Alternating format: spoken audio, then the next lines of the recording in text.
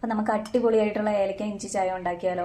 അടിപൊളി ടേസ്റ്റാണ്. ഇനി ചായ ഉണ്ടാക്കുമ്പോൾ ഇതുപോലെ ട്രൈ ചെയ്ത് നോക്കണം. നമ്മുടെ ചാനൽ ആദ്യമായാണ് കാണുന്നതെങ്കിൽ സബ്സ്ക്രൈബ് ചെയ്യും. ഇത് ചൂടായി കഴിയുമ്പോൾ ഇതിലേക്ക് നമുക്ക് വേണ്ടത്ര ഷുഗർ ഇട്ട് കൊടുക്കാം. ഞാൻ സൈഡിൽ അളവ് കൊടുത്തേക്കാമേ.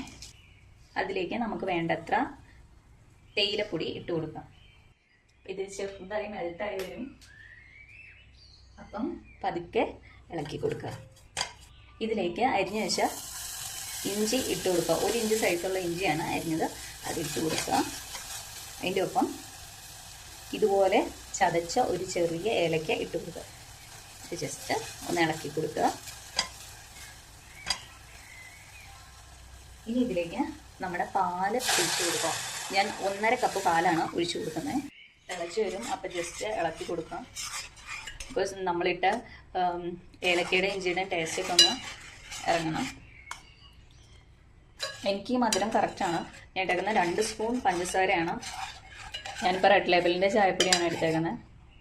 ഞാൻ 1/2 ടേബിൾ സ്പൂൺ ചായപ്പൊടിയാണ് ഇട്ടത്.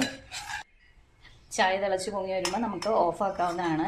ഒരു 2 തിളയൊക്കെ കിട്ടിയാൽ മതി. 2 മിനിറ്റോളം ഞാൻ പറഞ്ഞ മാതിരി തിളപ്പിക്കണം. എന്നാലാണ് ഇഞ്ചിയുടെയും മറ്റേ ഏലക്കയുടെ ഒക്കെ ടേസ്റ്റ് ഇറങ്ങുള്ളൂ. ഇനി നമുക്ക് ഓഫാക്കാവുന്നതാണ്. നമ്മുടെ ചാനൽ ആദ്യമാണ് കാണുന്നെങ്കിൽ സബ്സ്ക്രൈബ് ചെയ്യണേ.